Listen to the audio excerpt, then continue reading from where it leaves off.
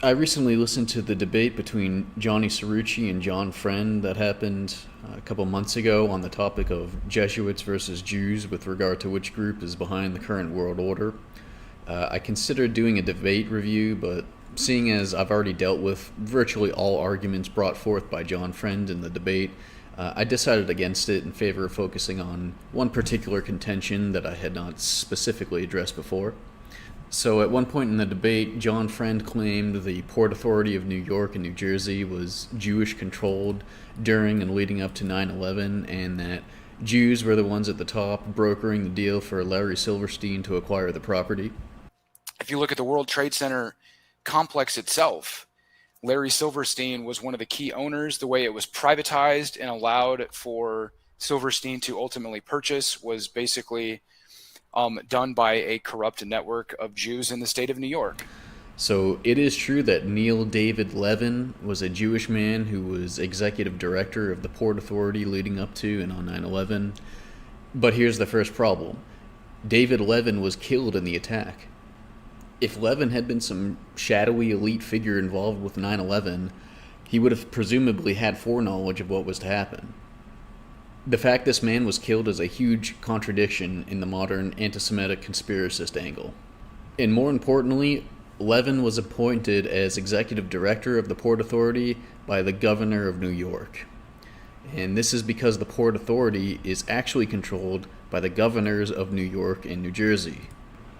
We can read on Wikipedia on the article Port Authority of New York and New Jersey under the section Governance, quote, "The Port Authority is jointly controlled by the governors of New York and New Jersey, who appoint the members of the agency's Board of Commissioners and retain the right to veto the actions of the commissioners from their own state.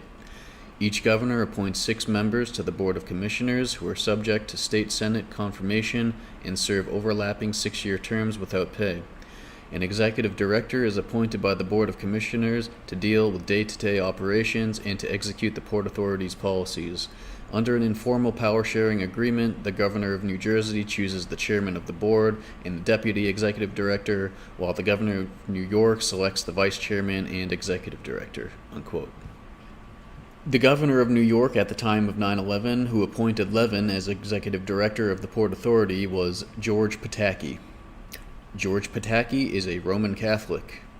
We read from an Associated Press article that was published in the year 2000, in the month of March. Quote, "Governor George Pataki stressed his Roman Catholic roots as religion continued to be an issue in the tight race for the GOP presidential nomination. In an interview on Fox News yesterday, Pataki pointed out his religion 3 times while promoting Texas Governor George W. Bush. Quote, "Governor Bush is a very tolerant, understanding person who embraces all faiths, and particularly Catholics, as I am a Catholic and probably a majority of the Bush delegates in the New York State are Catholics," unquote, Pataki said. 46% of the Republican electorate is Catholic, unquote. Likewise, the governor of New Jersey at the time of 9/11, Donald DeFrancesco, is also a Roman Catholic and holds a JD from Catholic Seton Hall University. And we read from the New York Times, an article published in 2001 entitled "DeFrancesco Sworn in as Acting Governor." Quote, "Mr. DeFrancesco began his day attending the 8 a.m. Mass at the Immaculate Heart of Mary Roman Catholic Church in Scotch Plains with his family," unquote. It is worth pointing out that Silverstein signed the lease to the World Trade Center complex in July 2001, and both Pataki and DeFrancesco were in office as governors of their respective states during the signing of the lease, and hence wielded ultimate control over the Port Authority of New York and New Jersey and were responsible for the leasing to Silverstein.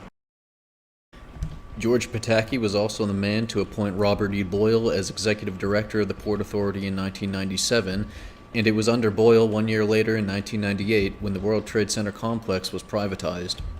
I also find no evidence Robert E. Boyle was of Jewish descent, especially seeing as his surname is Irish and Scottish and is of Gaelic or Norman origin.